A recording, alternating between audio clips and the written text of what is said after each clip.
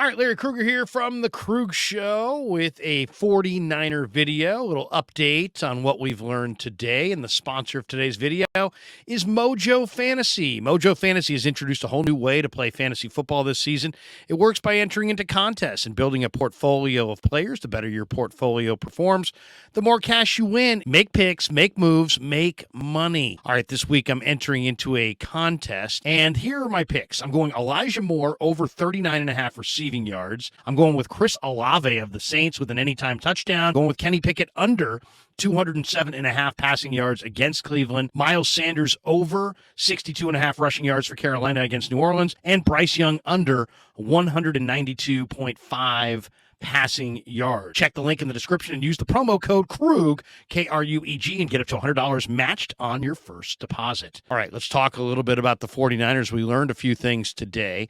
One, Qwuantrezz Knight is now an Arizona Cardinal. Say it ain't so. Yes, the Cardinals poached Qwuantrezz Knight off the 49ers practice squad. And this is not a good thing for the 49ers because it's starting to look like the Niners are losing some of the quality depth that they have in the secondary, and this they could not afford to lose. So Qwuantrezz Knight was on their practice squad. I was surprised when they called Trey Swilling off the practice squad instead of Qwuantrezz, but obviously they felt like Swilling was a better option at corner, where Qwuantrezz is maybe more of a safety. Swilling runs maybe a little bit better than Qwuantrezz, but I think Swilling is just a guy, and I think Qwuantrezz is actually a pretty good player. And the Niners need as much corner depth as they possibly can get, and now they lost Deshaun Jameson to Carolina at the cutdown. And now they lose Qwuantrezz Knight to the Arizona Cardinals 2 weeks into the season, and Qwuantrezz is a player, and that's going to hurt. So, if the way the rules work is if you put guys on your practice squad, teams can poach them off your practice squad if they're willing to put those practice squad players on their 53-man roster, their active roster. So it's a good move for Qwuantrezz because he probably triples his money in going from the Niners practice squad to the Cardinals 53-man. So congrats to Qwuantrezz, but the Niners lose another depth piece at corner, and now they're down to Mooney Ward, Demo Lenore, Isaiah Oliver, Ambry Thomas, and Trey Swilling. So they're really thin on the corner. Now they also still have on the practice, so Swilling's now off the practice squad. They also on the PUP list have Darrell Luter Jr. They still have Shamar Jean Charles on their practice squad. And they do have Samuel Womack on IR, and he is set to return later this year, probably in a month to 2 months. But you never want to lose a good football player. You really don't want to lose a good football player in the division.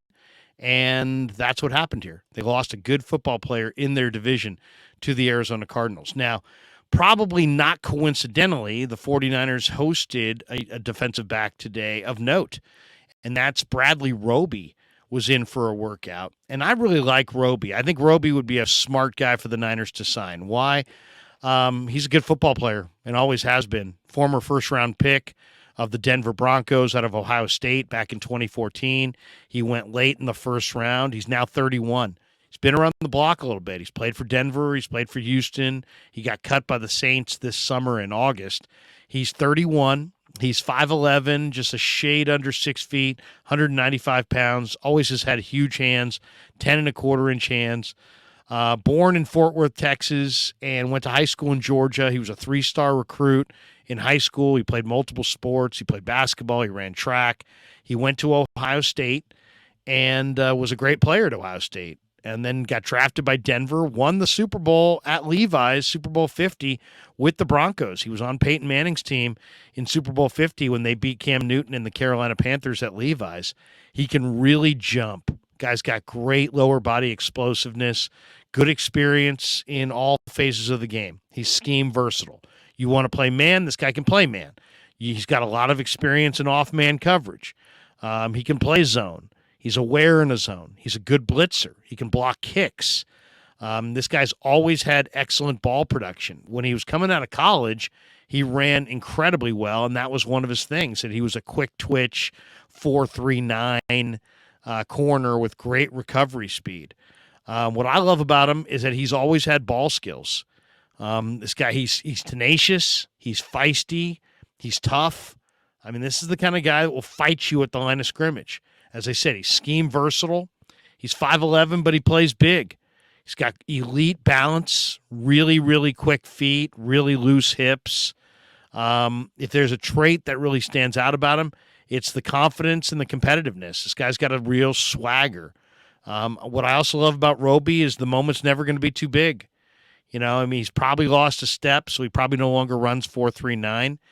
But, I mean, he had a step to lose. There's also some character concerns about the player. He's had some brushes with the law in the past. Nothing ridiculously serious, but still his character has to be looked into a little bit. But, man, what a player. What a player. And to me, to be looking up on the 18th of September and a player like Bradley Roby is out there and available is an absolute, great situation. And they ought to sign him if he's healthy. Now, I don't know what kind of shape he's in. I didn't see him this summer with New Orleans. I don't know if he had an injury that has caused him to regress physically. If he's anything close to the physical profile that he was coming out of Ohio State, I'm signing this guy and I'm not thinking twice. He's confident. He's competitive. He'll add a lot to the room. You got to remember this. It's a pretty young room. A lot of young DBs on the 49ers. I mean, think about it. Darrell Luter, he's a rookie. Demo Lenore, 2021 draft choice. Ambry Thomas, 2021 draft choice.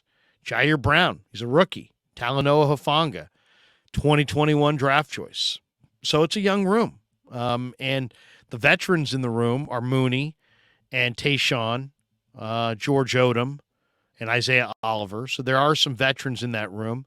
But there's some young players back there, and the Niners are going to play in a lot of big competitive games this year, and it would be nice to have a guy like Bradley Roby. So story number 2 of the day is not, Qwuantrezz Knight's going to Arizona. That's story 1. Story number 2 is the Niners worked out Bradley Roby. They have yet to sign him, but it's a great name. And as I said, if he's anything close to the player he was physically coming into the league and throughout the bulk of his career, then I'd have a lot of interest because he can really play. The other story of the day is that Saquon Barkley is not going to go Thursday night. Saquon Barkley is hurt, and he will not be going against the 49ers on Thursday night in the home opener with the New York Giants coming to town. Now, so Saquon out, and the Giants have a couple of guys that are out. Azeez Ojulari's hurt. Wan'Dale Robinson is hurt. The left side of their offensive line, Andrew Thomas, the first-round pick in 2020, Ben Bretterson, the tackle, who's now playing left guard, or he came over in a trade, I should say, with the Baltimore Ravens. The former Michigan offensive lineman, he's out. They got a rookie at center, so the Niners may be able to have some success against the Giant line and Daniel Jones because of the injuries. You may see some backup offensive linemen in there and a rookie center. But it sounds like no Saquon Barkley. So what's left? Well, they have Matt Breida, and they have Gary Brightwell, who's a 220-pound back. They also have Eric Gray, who's a rookie, 5th-round pick out of the University of Oklahoma. Gray's a pretty good player, too. 5'10", about 210 pounds. They're not burners. Breida's speed, but none of these guys is Saquon Barkley. So not having Saquon Barkley on the field Thursday night is major advantage 49ers. So there you go. The 3 news notes of the day after the game. Bradley Roby is working out for the Niners. They're looking for corner depth. Qwuantrezz Knight, some of that corner depth that they had is now in Arizona, plucked off their practice squad, and Saquon Barkley will not go Thursday night. So expect some combination of Matt Breida, Gary Brightwell, or Eric Gray. All right, hope you enjoyed the video, sponsored today by Mojo Fantasy. And thanks to all of you Krug Show fans for supporting the Krug Show on YouTube.